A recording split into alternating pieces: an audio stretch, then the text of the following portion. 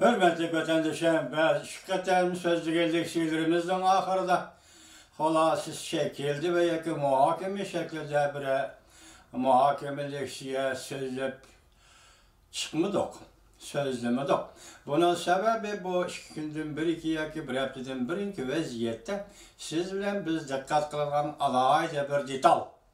Yani alaylı bir amıl oturga çıkmay fakat Amerika Qo'shma Shtatlaridan Cumhuriyet Halk Cumhuriyeti hükümeti iki devletten iki çoğun rahbari 12. ayının 1. günü Buenos Aires şehrinde söhbetleşip bir gelişimge kelganligini, soda uğraşını vaqtincha to'xtatish, bunun için bu jarayonda yani soda uğraşı doğrusida ve to'xtatish doğrusida söhbet elip berish uchun Amerika Qo'shma Shtatlarining prezidenti Trump efendining Jungoning rais Xi Jinping'e 90 kunlik mühlet berganligini so'zlab chiqdi. Endi tashqari dunyoda kishilar bu 90 kun ichida nima ishlarni qila olishi mumkin deyishdi. Eğer Jungo hükümeti kalemendisi ma'qul desa 90 kun emas 1 saatlik ish. Tarixda shunday bo'lgan bu ishlar 1 saatlik ish. Mesela Mao'dan o'lgandan keyin Deng Xiaoping sinfiy kurash yo'q dedi 1 saat ichida tugadi ular. 1 saat ichida e'lon qildi. Mesela Xiyobonning 6 yillik siyosati Tibetga Uyg'ur qaratganman sizlarga dedim, u shu 1 soatning ichida e'lon qilingan siyosatlar bor. Hech qanday cho'ng ish yo'q bu yerda. Yani yıllar aylak etmeydi. Lekin Xitay hükümetinin samimiy tıkançılık diye. Hazır qarayman ki hazır torbiyeti 14. islam Jiang Xinje deydigan bir demokrat kişi sözlep çıkıptı. 14. günü doğrulap azı saklap koydum. O kişi nime deydi o desi Jungo hükümeti hatta 12. ayının 1. günü Buenos Aires şehrinde Argentina'da prezident Trump efendigi bergen va'dasidan yenib olgandek turamdı nima deydi. Mesela biz sizlarga hozirlik siyada so'zladik. Jungo hükümeti Amerikadan purchaq setib oldi dedi. Jiang Xinje efendi nima deydi? Amerikadan setib oladigan purchaq 113 ming tonna atrofida bo'ldi dedi. İlgiri Jungo Amerika'dan 35 milyon tonna atrofida purchaq setib oladi deydi. Demek o asildeki sanını asli keltirgen emas deydi. Ondan keyin Jungo hükümeti başlı keçirim qilish emas. Başlı tüvelletish. Biz başlılık siyimiz sözüldük. Amerika Qo'shma Shtatlaridan Jungoga eksport qilingan, Jungo import qilingan mashinalarga elinadigan başlı 3 ay to'xtatib turish. Hiç bo'lmagan da hozir nima deydi? Jiang Xinje efendi deydi ki bu boj asli Jungo hükümeti Amerikadan import qilingan mashinalarga qo'yilgan 40%lik bojni Jungo 15%ga tushadi deydi. Bu yerda muodillik yo'q deydi. Demak degan va'dasi to'lmadi deydi. Mesela Prezident Trump baştan ahir sözlep kelib acaba Jungodan kirgan mashina uskunalar va boshqa narsalarga biz Amerikaliklar $5 bajalimiz, Jungoliklar bizda $25 bajalid ekan degan edi. Hozir Xitoy hukumati 40%dan oladigan Amerikaning mashinasidan oladigan bojni tushirdim degandimi? 15%ga tushirgan bo'lsa, yanada Amerikaning boj olish shaktiga emasdan $2,5 boj olish shaktiga yetib kelmadi degan gap. Yanada 15 koy boj olaman degan gap. Demak, bu yerda Jungo hükümeti samimiyatni ko'rsatmadi degan gap. Men bu ishlarni nima so'zlayman, hurmatli vatandosh? Chunki biz eng oxirida Amerika Qo'shma Shtatlari bilan Jumhuriyet Halk Cumhuriyeti o'rtasidagi suhbat. Bugun başlayacak maxfiy suhbat deb turib. Söhbət tegi-tekini aytqanda Amerika Qo'shma Shtatlarining talablarini Jungo qondirish kerak. Amerika Qo'shma Shtatlarining navbatdagi Jungo qo'ygan talablari nima? Bu talablar qurilma xarakterlik o'zgarish hosil qilish, siyosiy tizimda o'zgarish hosil qilish, iqtisodiy tizimda o'zgarish hosil qilish, boshliqlik siyosati bu dunyo uchun foydali, Amerika uchun foydali, shundaqla Jungo uchun foydali. Hozir qaraganda Jungo hükümeti 12. ayının 1. günü Buenos Aires şehrida Prezident Trump'a bergan va'dasidan rais Xi Jinping yenib oldimi? Undaqda Amerika Jungo so'zi suhbatini qanday qarash kerak? Yani şundak lazım yakında Amerika yanı yol koyup 30 günlük 3 aylık yani 90 günlük mühlet bergenden sırtada keler yıl 1. ayının 1. gününden başlap yolgu koyulan 25%'in baceli siyasetini 3. ayının 2. günü özgertti. Demek yani 3 ay geçirim kıldı diyen gap. Yani 3 ay geçirim kıldı yani 3 ay yol koydu diyen gap. Amerika kadem yol koyuyordu. Xitay kadem çekiniyordu. Bu Xitay'ın yol koyma diye verdi sakana. Hazır ben bunun pakette bir bakalı köyümüzdüm hazır Torbet'teki film Can Since efendinin sözlüğün notkazın şunu bildim ki hazır Cumhur hükümeti kadem belge verdisin çekiniyor. Bunda da Amerika Koşmuş Ştatları'nın Cumhur Halk Cumhuriyeti oturuş soğudu sohbetinin ahırkan neticesi kandak buluşu mümkün.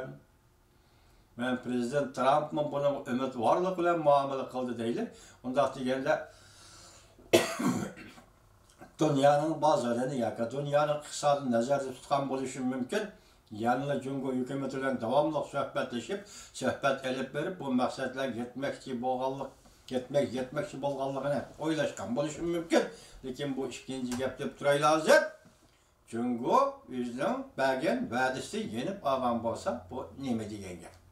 Mesela biz sizdek adamlar ümit bağlagan degende mesela Qo'shma Shtat, Amerika Qo'shma Shtatlari shunda ümit bağlab, Cumhur'un bu qatimqi yo'l qo'yishi deganga ishongan deganda biz albatta Cumhurda siyosiy tuzum o'zgarishi va iqtisodiy tuzum o'zgarishi yuz bersa, mesela Uyg'urlar, Tibetlar qanday huquqlarini asli keltirdi va bular uchun qanday hozirdan boshlab tayyorlik qilish kerak degan nuqtada biz sizlarga so'zlab kelyapmiz.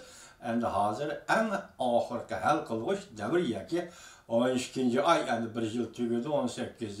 yıl 2018. yıl bunun 2 ayda 2 yıldan bir Prezident Trump Cumhuriyet boğan münasebetlerde soğudu siyaseti soğudu macerası, soğudu uğraşı, soğudu talaştarışı degende müşkil meselelerini devir kılıp bir yere gelgende Cumhurluk vədisi yeni oldu degen söz. Bu nemeden direkt bir ben bilemedim hürmetlik vatandaş. Cumhur hükümeti eğer çoğun meseleler nazarda tutmay. Fakat kol kılıngan Münvencu vakasını nazarga algan haletimi. Eğer Amerika Qo'shma Shtatlarını koyuvetinglar bu kişini demdi. Ya Kanada hükümeti Münvencu'nu koyuveting demdi Cumhur hükümeti. Ya başta biz ayttık Münvencu'nu taşlayıp etemdi, özünü qoğdap qalamdı. Bu mesele aldığımızda bozulgan bolsa mı? Aldığımız yüz biriş mümkün bolsa mı? Lekin biz şunu oylaylı ki hazır Cumhur hükümeti tosattılar.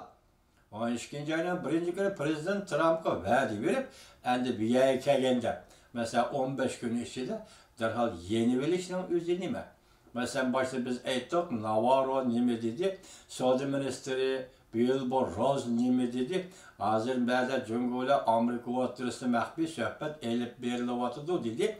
Lekin şu iki rəhbərinin Aksaray'ın iqtisad məsləhətçisi Navarro efendinin şundakla Cumhur Amerika keçirirler. Amerika Saudi Ministerliğinin ministeri Wilbur Ross efendilerinin sözü kısmen bir uçur ottara çıkkandek dedi. Ben şunu sizlerge dikkat kılınlamanın degen edip sebebi demek Cumhur yüzden vədisi turmavatıdır.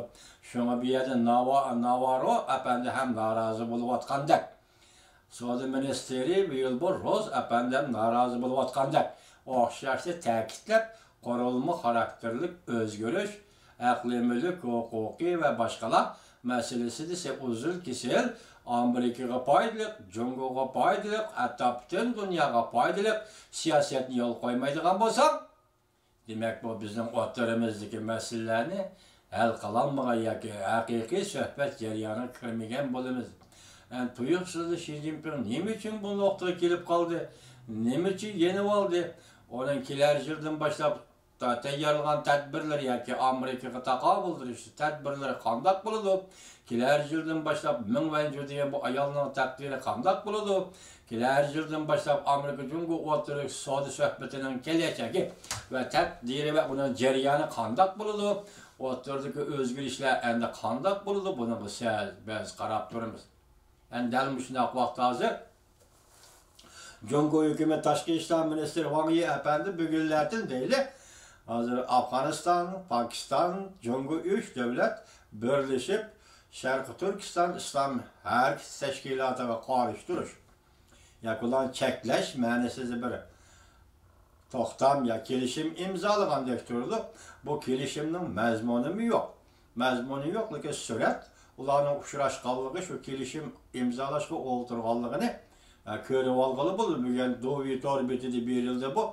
Demak, hozir Afg'onistonmi, Pokistonmi o'xshashda Xitoy bilan birlikda Uyg'urga qarshi turish maydoniga o'tdi degan gap.